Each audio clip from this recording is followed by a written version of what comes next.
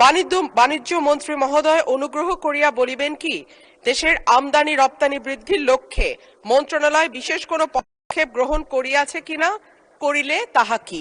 ধন্যবাদ মাননীয় স্পিকার। মাননীয় সদস্য, আপনাকে ধন্যবাদ। তারকা চিহ্নিত প্রশ্ন 580 মহান সংসদে উত্থাপিত মাননীয় বাণিজ্য মন্ত্রী জনাব খন্দকার আব্দুল মুক্তাদির।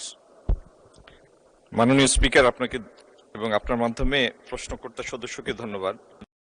বাংলাদেশের রপ্তানি বাজার সম্প্রসারণ ও বিনিয়োগ আকর্ষণ করার জন্য সরকার প্রাচ্য, দূরপ্রাচ্য, ইউরোপ, আফ্রিকা ও মধ্যপ্রাচ্যের গুরুত্বপূর্ণ রাষ্ট্র, অর্থনৈতিক জোট ও অঞ্চলের সাথে দ্বিপাক্ষিক, বহুপাক্ষিক পর্যায়ে কৌশলগত ফ্রি ট্রেড গঠনে FTA এগ্রিমেন্ট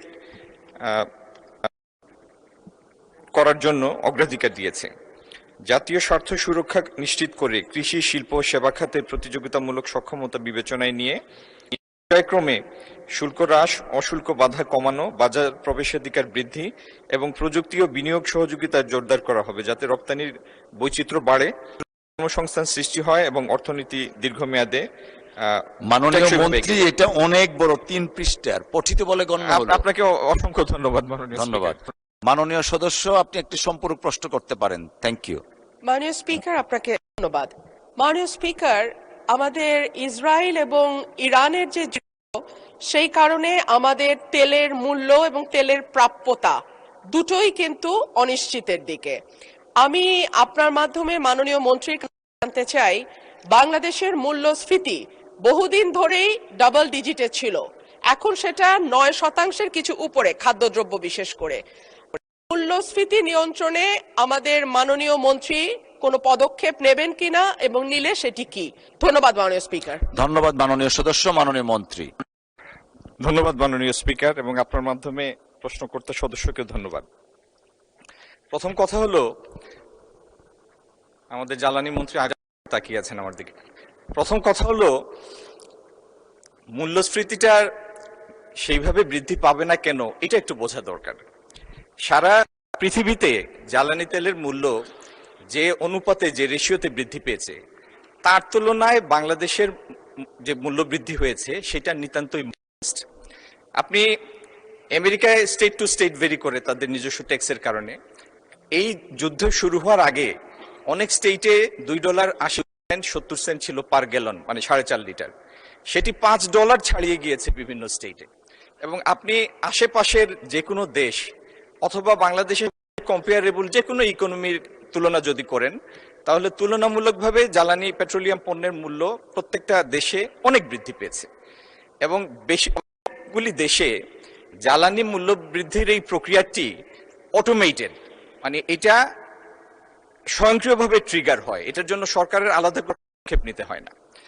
আমাদের এখানে যে বৃদ্ধিটা হয়েছে ডিজেলের ক্ষেত্রে, 100 টাকার ডিজেলকে আমরা 115 টাকায় নিয়েছি, 15%। আমি শুধু বোঝার জন্য বলছি, মাননীয় স্পিকার, একটা শিল্প কারখানায় তাদের যে কস্ট থাকে, কস্ট অফ প্রোডাকশন, তার মধ্যে 7 থেকে 8 থাকে ম্যানুফ্যাকচারিং সেক্টর ভেদে, 7 থেকে 8% থাকে জ্বালানির মূল্য। তো সেই 7 থেকে 8%কে যদি আমরা 1% ধরি, তার 15% ডিজেলের মূল্য বৃদ্ধি পেয়েছে।